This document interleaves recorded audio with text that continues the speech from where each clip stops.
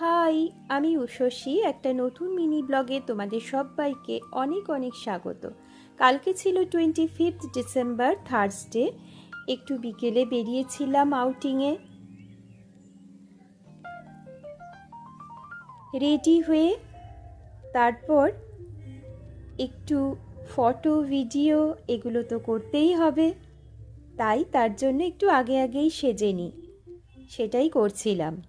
কালকে খুব ইচ্ছে ছিল যে আমি পার্ক স্ট্রিট যাব, কারণ কলেজ লাইফ থেকেই খুব ইচ্ছা ছিল যে একবার অন্তত আমি পার্ক স্ট্রিটে যাব ওই 25 ডিসেম্বর বা 31 ডিসেম্বর। ওখানে যে কি হয় সেগুলো দেখব, প্রচুর সাজায় শুনেছি, সেই আলোকসজ্জা দেখব। কিন্তু আলটিমেটলি জানো, কালকেও হয়নি আমার সেখানে যাওয়া। শুনলাম সেখানে প্রচণ্ড ভিড়, আর সেখানে গাড়ি যেতেও দেবে না। তো ওখানে নাকি সবাই রাস্তায় হাঁটতে থাকে, আমাকেও হাঁটতে হবে।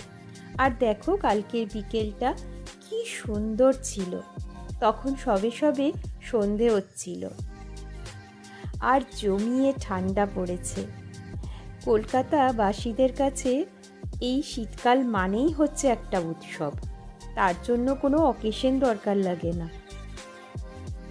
সারা বছরের প্যাচপ্যাচে গরমের পরে যখন এই শীতের আমেজে কলকাতা শহরে বেড়াতে বেরোই বিকেলবেলার দিকে, তখন মনে হয় এমনিই কোনো অকেশন আছে।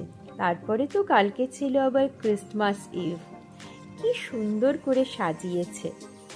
এটা কিন্তু পার্ক স্ট্রিট নয়, আমি নর্থ ক্যালকাটায় একবার খেতে গিয়েছিলাম, তারপর সেখান থেকে সেন্ট্রাল ক্যালকাটায় গিয়েছিলাম প্যারামাউন্টের শরবত খেতে।